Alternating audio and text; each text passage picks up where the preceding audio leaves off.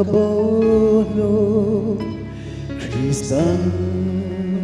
min zong mu avan ro buina kalsani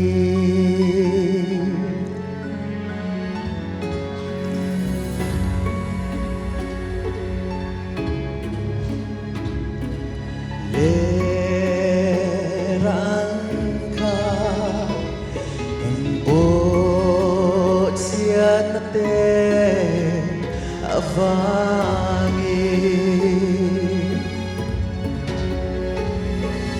din marapta tuari kalaban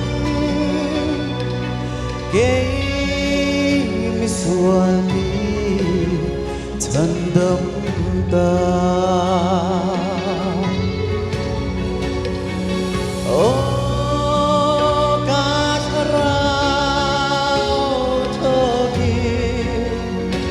Valeng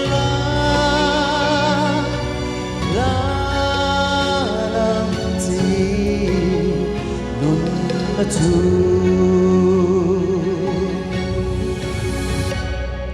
kahoy ki to lo he ko vela ya kakal zelang danena kovel moy naten min au chin ma se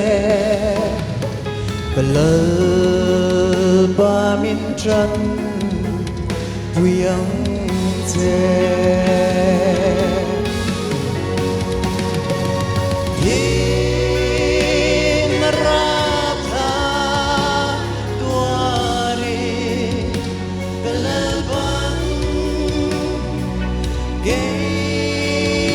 Swami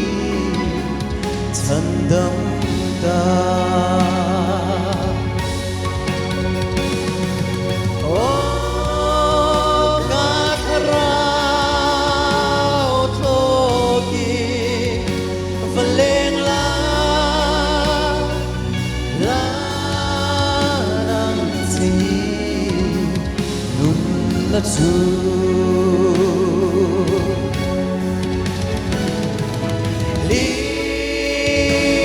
kumle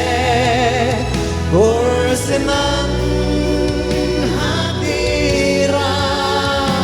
katan kos lerati ni tandam da oh amen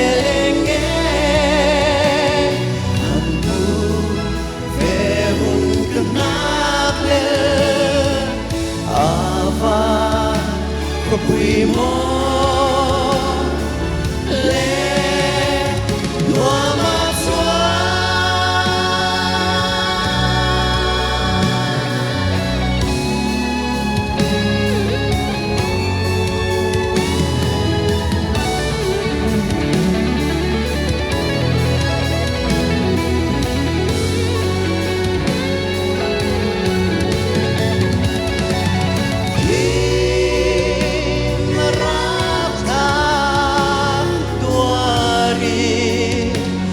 Kalban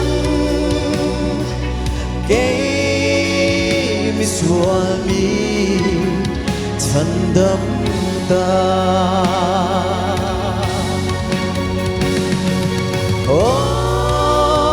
Katarao Toki Valeng la Nang Ti na tu